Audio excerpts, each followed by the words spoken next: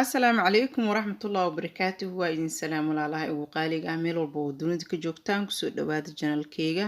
Halkaad igala socotaan waa Fahiima Janal. Walaalaha cusub soo dhawaada. Haddii janalkeyga maanta idinkugu horeyso fadlan subscribe-ta noo taabta. Qisada aan maanta idiin wado waxa ay ku dhacday gabar lagu magacaabo Samsam oo ku nool wadanka Jarmalka. Gabadhan ayaa qisadeeda waxay ku bilaabanaysaa sida tan: waxaan ku noolaa wadanka Jarmalka, ninkeyga oo ku nool Soomaaliya ayaan rabay ama isku dayay in aan u dacwoodo oo aan Jarmalka keeno. Kadibna waxaa dhacday ninkeyga inaan kasoo wado Soomaaliya oo aan keenay wadanka Kenya. Halkaas ayaan ku biili jiray. Kadibna waxaa igu adkaatay inaan markasta ninkii halkaasi ku biilo. Waxaan isku dayay inaan u sameeyo dukaan inta ay kasoo dhammaanayso dacwada ama leenka aan u xareynayay. Dukaan ayaan u furay oo qarash ayaan ku bixiyay. Hooyaday oo Norway degan ayaa markasta la tashan jiray oo u sheegi jiray wixii markaas aan sameynayo. Hooyadeedna waxay dhihi jirtay ninka muu qarashka iska bixiyo maadaama aad soo kaxeynaysid. Laakiin ninkii markasta qof qarash haysta muusan iskaga dhigi jirinin dukaanka asiga oo gadanayo oo dukaankiisa uu kala socdo. Haddana waxa uu dhihi jiray dukaanka wixii kasoo baxo aniga uun ayay ugu filan yihiin, yacni aniga igama badno. Sidoo kale hooyaday iyo aabahay oo waayeel ah oo joogaan Soomaaliya ayaan biilaa. Marka abaayo ma kari karaa inaan leen iska soo bixiyo iyo qarashkiisa iyo wixii markaasiita loo baahan yahay.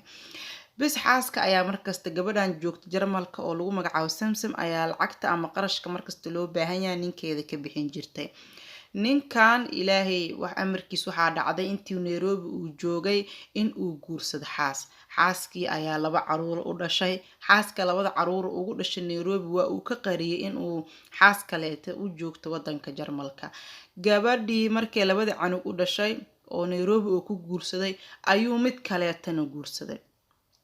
Gabadhii labaad markuu guursaday ayuu wuxuu u sheegay tii 2 caruur dhashay. Waxa uu ku yiri xaas kaleeta ayaan guursaday la soco. Xaaskii waxay tiri adigu dumar waa iska taqaanaa way ma maseertay. Kadibna caadi ay iska noqotay. Ninkii xaaskiis kale u dhab siistay meel ayuu dajistay. Leenkii ayaa u soo baxay ninkan. Leenka waxa uu sugayaa muddo aad u badan. Leenkii ayaa u soo baxay.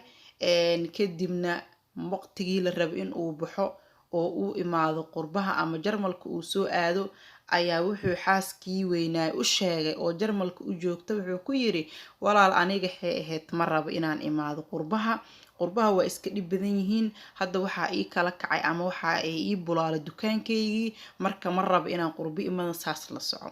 Waxaan ku dhahay beetri intaas sano ayaan ku sugayay oo aan kugu soo daalay oo leen aan ku xareynayo oo qarash aan ku bixinayay. Intaas haddii aadan rabinin inaa imaado Jarmalka maxaad iigu sheegi weysay oo aad ii dhihi weysay aniga maxay ahayd ma imaanayo halkaas, waayo waqti iyo juhdi iyo sidoo kale qarash ayaa iga galay. Wuxuu igu dhahay beetri intuu quslay maya dhib ma lahanin, hadda diyaar uma ihi inaan soo baxo, mar kale haddii oo laga dhigi karo waan arki doonaa. Waxay dhahday waan yaabay ninkii intaasoo sano aan qarashka ku bixinayay oo dukaanka u furay oo waxay tiri leenka u xareynayay sidaasuu keenay. Ileen aniga ma ogi ayay tiri 2 xaas in uu meesha ku guursado qayaana ayuu watay. Waxay tiri sidii ayada oo tahay ayaa waxay tiri waxaa dhacday inaan soo aado Soomaaliya oo Kenyana aan soo maro. Soomaaliya ayaan aaday marka hor aabahayga Soomaaliya joogo ayaan aaday. Wax yar muddo yar ayaan la soo joogay. Kadibna aniga oo Soomaaliya joogo ayaan waxaan soo maqlay ayay tiri sheeko ah ninka in uu ku qabo Nairobi 2 xaas. Waxay tiri waan yaabo waan rumaysta kari waayay. Waa tii ninka leenka uu diiday maxaa jiro bal aad soo ogaatay Samsameeya niyadda iska dhahay tiri. Waan soo baxay Nairobi yaa imaaday. Qaraabadeeda ku soo degay. Sidaas si lamid ah waxaa la ii sheegay ninka inuu 2 xaas halkaan ku qabo, midna xaas cusub ay tahay, midna 2 caruur ay u hayso. Waan rumaysta kari waayay. Ninkii oo jooga dukaankiisa ayaan ugu imaaday beetri. Kadibna Soomaaliya ayuu igu ogaa oo inaan Soomaaliya imaado waa uu ogaa, laakiin Nairobi inaan soo gaaray muusan ogeyn. Waa uu yaabo adigu waa qof Samsam ha abaayo waa ka xumahay maxaa igu soo sheegays inaa imaanayso. Dhib ma lahan haddii adiga aad diiday inaad soo baxdid aniga ayaa kugu imaado fadhigaaga.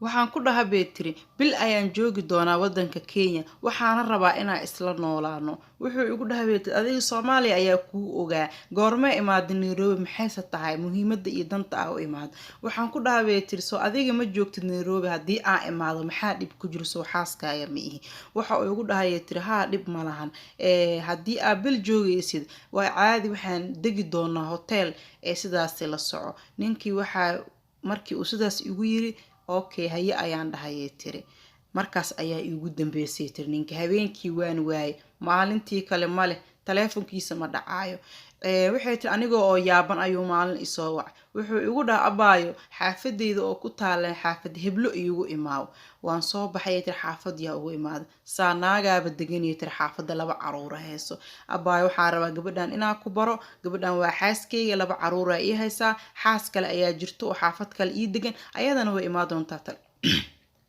taleefanka ayaa laga wici doonaa wax yar aniga oo yaaban oo waxa isdhaayay ninka ma kula kaftamooya maxaa ka qaldama ka dhaba ma ka dheela xaaska kala imaaday tiri meeshii waxay tiri la isku bartay ninkii ay ugu sheekeeyay ani inaa xaaskii weyneed xaaskii labaadna 2 caruur u hayso mid kalena ay jirto waan rumaysan karo waana aamini kari waaye anigoo qarashkii iga baxay iyo daalkii iyo juhdigii aan ku soo bixiyo og ayaan kuleetiga ku dhagabay tiri waxaan dhahay tiri bartaas igu fur qarash kasto iga baxo ma ku qaadanayo inaan 2 naag aniga iga qariso ee gadaasheeda ku degan yihiin leenka aad diidayna sababta aad u diidayna ay tahay in xaasaskaani aad la joogto aad rabtay halkaas ayaa waxay tiri ninkii aan ku dhagay oo la isku soo baxay kadibna waxay tiri waaw ifuray markuu ifur kadib aniga oo aad u canaaqsan aad u careysan oo runtii waxay tiri juhdigii aan ku soo bixiyay 10 sano ku dhawaad ninkii aan sugaayo oo 2 gabdhood aan u dhalay aan ku korinaayo ay tiri Jarmalka oo gabdhaheegii ay waaweynaadeen aan u haayo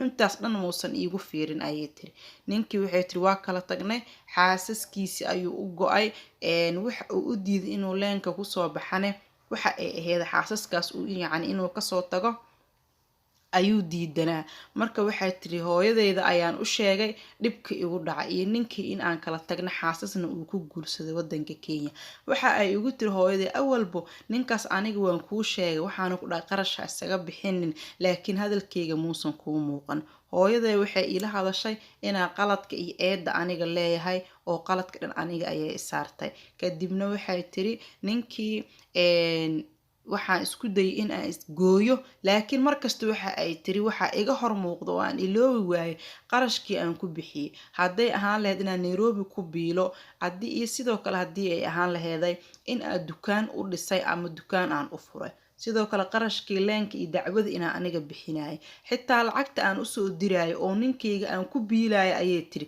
xaasaskiisa kale ayuu ku sii biilaay aniga asiga ayaan u maqnaa asigana xaasaskiisa ayuu u maqnaa waa uu iqayaanay oo ma ka filanaynin waxa aan islahaa ninkaaga oo muddo dheer sugaysay ayaa ku imaan doono laakiin maysan dhicinin dhibkaas ayaa igu dhacay ninkiina waan waayay qarash badanna waa uu iga baxay waqti badanna waa uu iga tagay maxaan sameeyaa hadda walaalahayga adinka ayaan talo idin soo doontay talo ayaan idinka rabaa ayay tiri Samsam oo ku nool waddanka Jarmalka Samsam way soo noqotay waddanka Jarmalka ayay ku soo noqotay ninkiina waxa uu joogaa Nairobi labadiisii xaas ayuu halkaas ku qabaa marka asxaabi adinka ayaa talo la idinka sugaya insha Allah waana mahadsantiin sida wanaagsan oo la soo taliseen gabdhihii hore ee talooyinkii la soo wadaagay sidaas iyo muuqaalka xigo waxa idinkaga tagayaa nabadgelyo